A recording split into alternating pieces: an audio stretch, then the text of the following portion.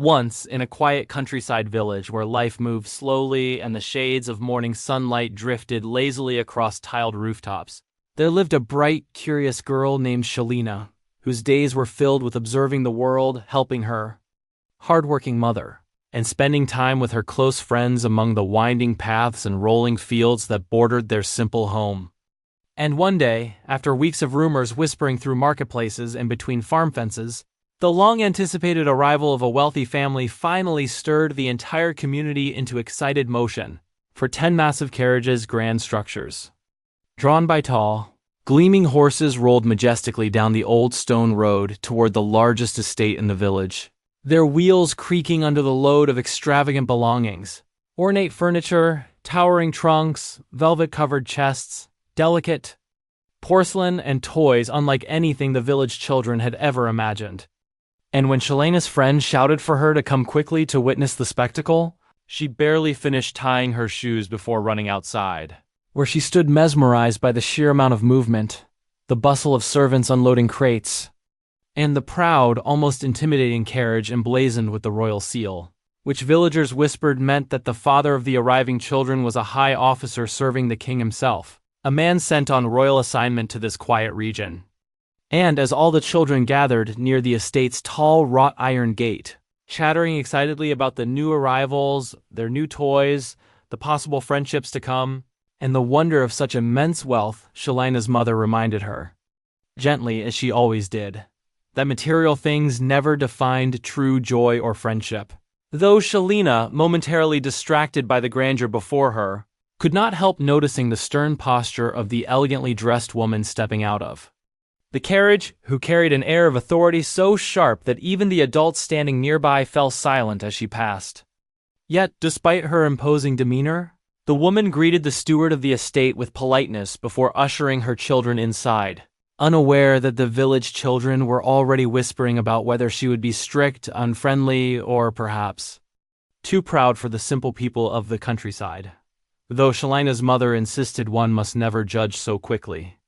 As the days passed, mysterious preparations began at the large house, and eventually a grand garden party was arranged, with colorful lanterns and luxurious decorations adorning the sprawling lawn, and though Shelina and her friends could only peer through the gate, they saw a lively scene where musicians played cheerful melodies, servants hurried with trays of refreshments, and the officer's two children, Frank and Maria, and laughing across the garden until their mother sharply corrected their behavior, insisting they move with elegance befitting their status, a reprimand that caused many of the village children to wonder whether life in such wealth came with little freedom for fun.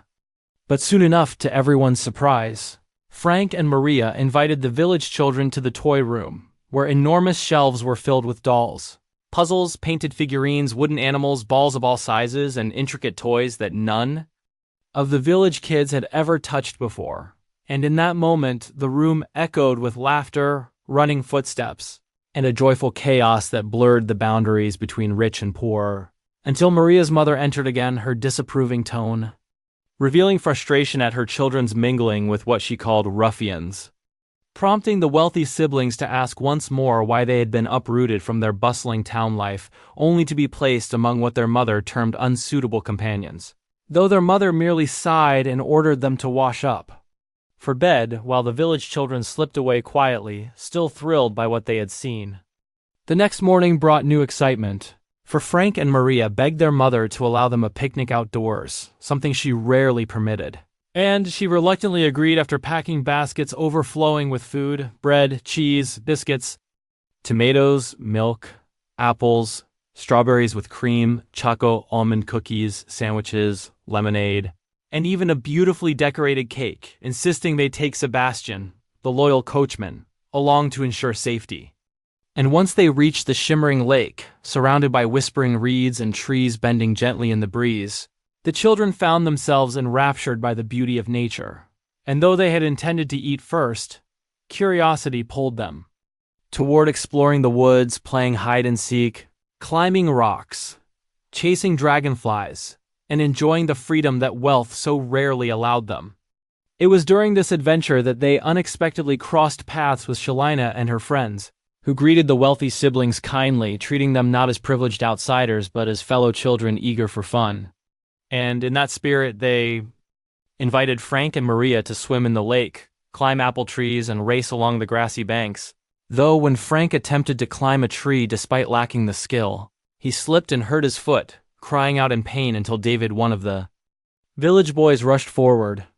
tore off his own old shirt, soaked it in cool lake water, and tied it gently around Frank's foot to prevent swelling. An act of kindness so sincere that even the wealthy siblings were moved, insisting they share their picnic food while refusing to let Frank walk far on his injured foot. When Sebastian found them later, alarmed but relieved, he thanked the village children for their help. And though the rich family's carriage could not carry everyone home, they parted warmly, promising to meet again soon. That evening, when Frank and Maria returned home, their mother reacted with shock at the sight of the rag tied to her son's foot, demanding to know what had happened, and after hearing the full story, how the village boy sacrificed his shirt, and how Shelina and the others had cared for them,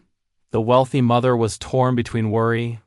pride, and lingering prejudice, yet she felt obligated to return the shirt to its owner. And the next morning she visited Shelina's mother, offering a brand new shirt as thanks, though Shelina's mother politely refused such repayment, reminding her that genuine kindness did not expect rewards. However, the wealthy woman also dismissively warned that a storm might be coming, though the sky showed no signs of danger, causing the village children to giggle once she left. Later, when the wealthy mother went to town and the sky suddenly darkened into an unexpected and terrifying storm, thunder crackled, winds roared, and trees bent violently, the village children rushed into Shelina's house, terrified and seeking safety. But instead of abandoning them, Shelina, her mother, and her friends, comforting them with warm broth and gentle words, stayed together until the storm passed. And when Frank and Maria's mother finally returned, soaked, frantic, and desperate, she was overwhelmed with gratitude to find her children safe, learning that Shelina had even saved Maria from a falling tree branch during the storm. And this act shattered the wealthy woman's assumptions about simple villagers. Humbled, she thanked Shelina with tears in her eyes, admitting she did not know how to repay such bravery. From then onward, though she still feared that her children might become attached to luxuries beyond their reach, Shelina's mother allowed all the kids to continue playing, reminding everyone that children value companionship more than expensive toys, and the wealthy mother eventually softened, allowing her children to play in the gardens, the fields, and the simple roads where laughter replaced the rigid rules she once imposed. And so with time, the children from both worlds blended their games, exchanging toys, stories, outdoor adventures, and imaginative creations of their own invention, proving that neither riches nor poverty define the purity of friendship. And Mrs. Stewart, once deemed the mean woman of the big house, grew kinder and more open, learning that generosity, humility, and shared laughter mattered far more than any royal title or luxurious possession. And thus the village thrived in unity thereafter,